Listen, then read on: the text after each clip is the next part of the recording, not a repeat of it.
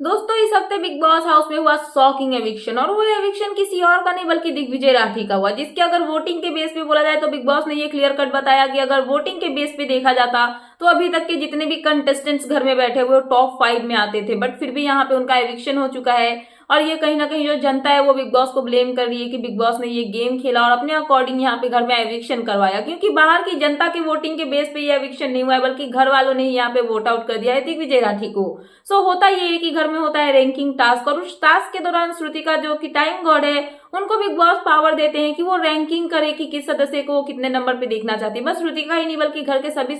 सदस्यों को एक एक रैंक देते हैं कि उनके अकॉर्डिंग कौन सा सदस्य कहाँ होना चाहिए और पेड़ में पत्ते लगे होते हैं। और बिग बॉस ये क्लियर बताते हैं कि जिसके नाम के पत्ते पेड़ में सबसे ज्यादा होंगे उसके ऊपर में मतलब कि खतरा मंडराएगा, राइट। सो यहाँ पे ऐसा होता है कि जो दिग्विजय और ईडन है उनके यहाँ पे बॉटम 2 में रखा जाता है, सबसे ज्यादा वोट्स उनको मिलते हैं और सबसे मतलब लास्ट वाले रैंकिंग पे उन दोनों को रखा जाता है। सो इसके बाद बिग बॉस बोलते हैं कि जो भी घर में हो रहा है वो सब मैंने सोच समझ के आप सभी को बताया, तो आप सभी सोच समझ के मतलब इस पर डिसीजन लेना। उससे पहले ही बिग बॉस ने ये क्लियर कर दिया था कि घर के जितने भी सदस्य हैं सभी नॉमिनेट हो चुके हैं, कोई भी यहाँ पे नॉमिनेशन से बचा नहीं है एक्सेप्ट यहाँ पे जो टाइम गॉड है वो सेव रहेंगी, बाकी सभी नॉमिनेटेड रहेंगे।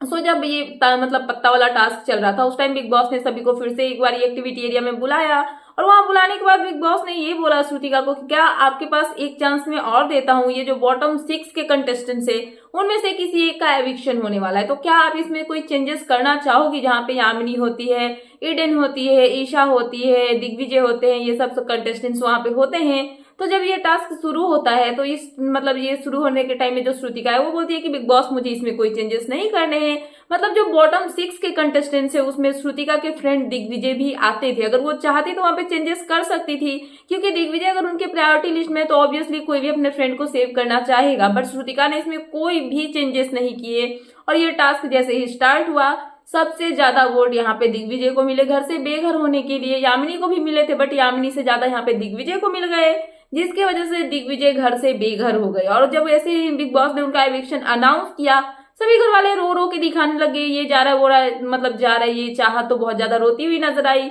ईशा तक रोती हुई नजर आई। बट गाइस यहाँ पे बात ये है कि अगर आप किसी को वोट कर रहे हो कि आप घर से निकल जाओ तो ऑब्वियसली अगर आपने वोट किया तो आप निकालना चाहते हो तो फिर रोने का कोई मतलब ही नहीं बनता है।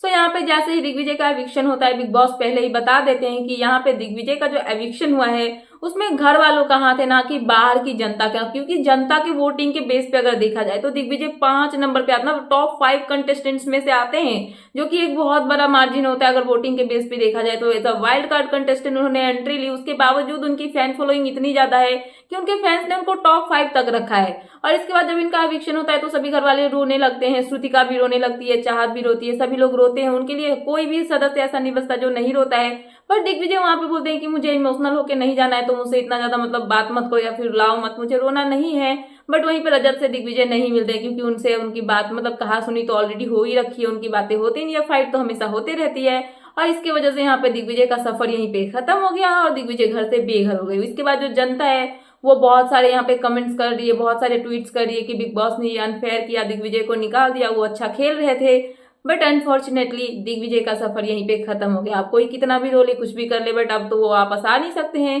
बट बिग बॉस का हाउस से कुछ भी हो सकता है, सो देखना इंटरेस्टिंग होगा कि क्या होता है। लाइट भी आ गई। सो यही थी लेटेस्ट अपडेट, तो मैंने सोचा कि आपको अपडेट कर दूं। तो क्या है आपका इन सब पे कहना, प्लीज मुझे कमेंट सेक्शन में कमेंट करके बताना। एंड ऐसे ही लेटेस्ट अपडेट पाने के लिए प्लीज मेरे चैनल को सब्सक्राइब करना एंड बेल आइकन प्रेस करना ताकि मेरे आने वाले सारे वीडियोस के नोटिफिकेशंस आपके पास टाइम पे पहुंचते रहे। सो मिलता है नेक्स्ट वीडियो में। So thanks for watching and bye bye.